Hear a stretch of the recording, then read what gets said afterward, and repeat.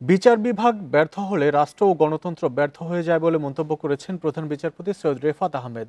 সকালে রাজধানীর একটি হোটেলে বে অফ বেঙ্গল কনভারসেশনে লিখিত বক্তব্যে তিনি এই কথা বলেন।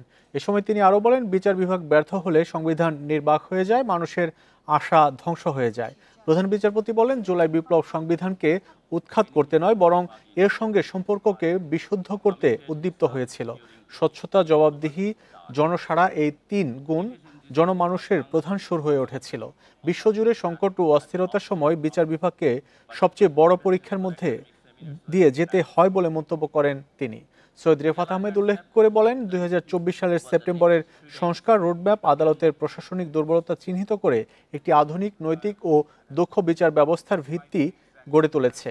একই অনুষ্ঠানে পররাষ্ট্র উপদেষ্টা মোহাম্মদ তৌহিদ হোসেন বলেন, দায়িত্ব নেওয়ার পর থেকে বড় বড় দেশ ও শক্তিগুলোর সাথে সম্পর্কে জাতীয় স্বার্থকে প্রাধান্য দিচ্ছে অন্তর্বর্তী সরকার। রোহিঙ্গা সমস্যা সমাধানে দেশের নিরাপত্তা নিশ্চিত করে পদক্ষেপ নিতে হবে বলেন তিনি। বিচার বিভাগীয় সংস্কার কোনো সৌন্দর্য বর্ধন প্রকল্প নয়, এটি রাষ্ট্রের ন্যায় ও গণতন্ত্রের ভিত্তি দৃঢ় করার সংগ্রাম। বিচার বিভাগ ব্যর্থ হলে রাষ্ট্র ব্যর্থ হয়, গণতন্ত্র ব্যর্থ হয়, সংবিধান নির্বাক হয়ে যায়, মানুষের আশা ধ্বংস হয়। বড় বড় দেশ ও শক্তিগুলোর সাথে বাংলাদেশ সম্পর্ক রাখবে, তবে দেশের জাতীয় স্বার্থ রক্ষা করে এবং দুদেশের মাঝে পারস্পরিক বোঝাপড়ার মধ্য দিয়ে।